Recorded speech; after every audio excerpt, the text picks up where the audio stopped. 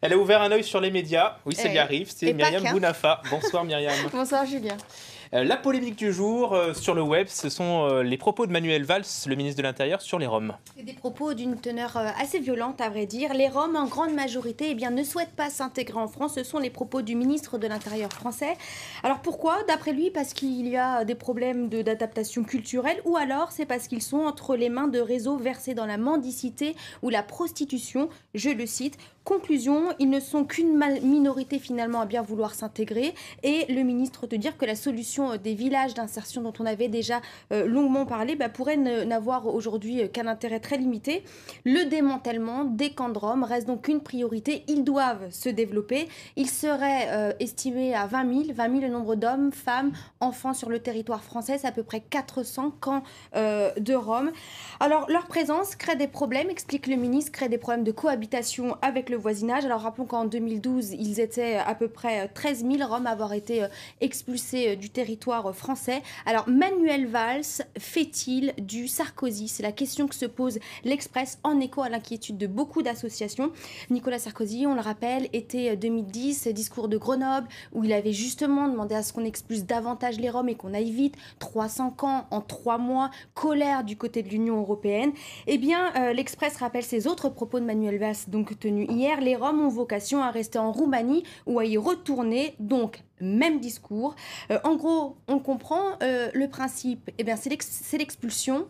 L'exception, ce sont les accompagnements sociaux, scolarisation des enfants, accès au logement et au travail. Colère, vous l'imaginez, violente de la part des associations, et notamment, nous rappelle le Figaro, l'association La Voix des Roms qui entend aujourd'hui porter plainte contre Manuel Valls, porter plainte pour discrimination raciale et incitation à la haine raciale. Politique toujours, mais c'est un peu plus léger, avec le nouvel album de Carla Bruni. Et cette question, est-ce qu'elle évoque dans une de ses chansons François Hollande, le nouveau président? Nouveau président.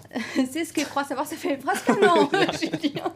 C'est ce que croit savoir en tout cas Alba Ventura, qui est journaliste à RTL et qui livre justement les dernières infos concernant l'album de Carla Bruni qui doit sortir le 1er avril, qui s'appelle Little French Songs.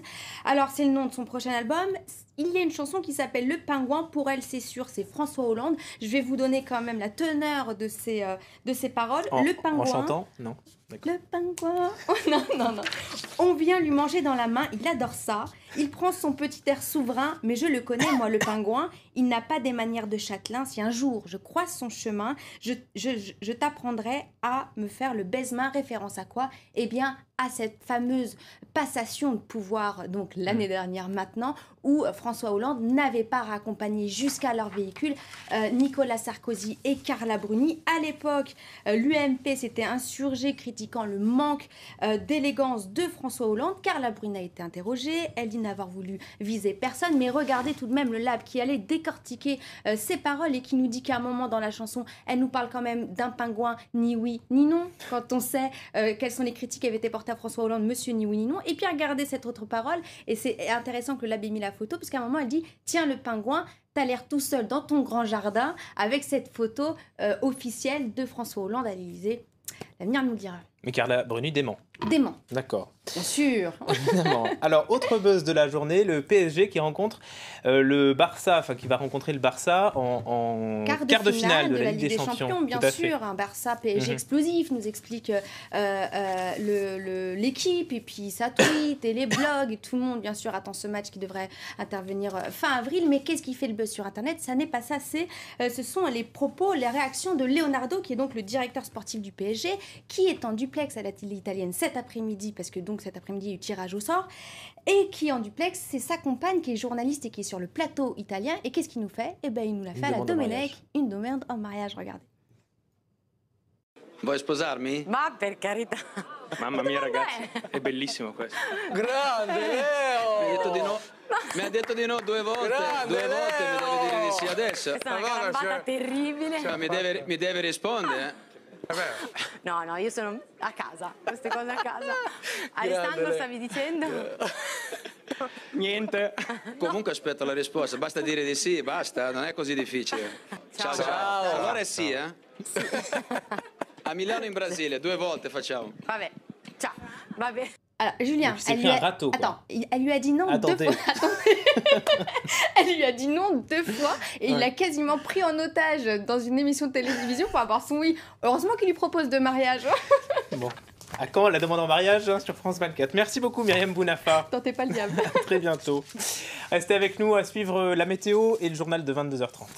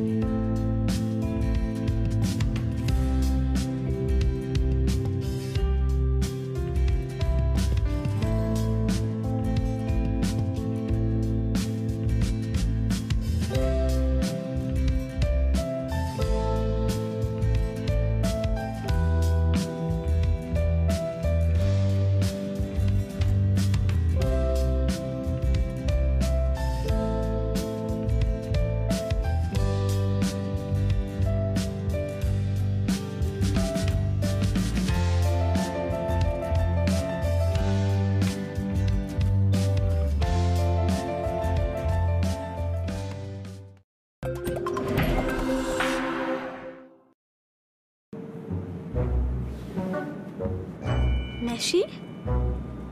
Hey, kid. Kobe Bryant?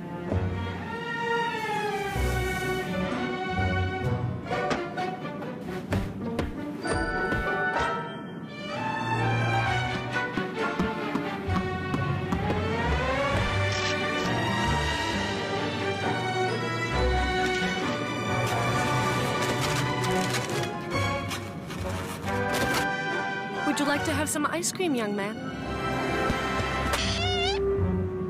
Ice cream? Tiens. Les meilleurs voyagent avec la meilleure compagnie aérienne d'Europe, Turkish Airlines.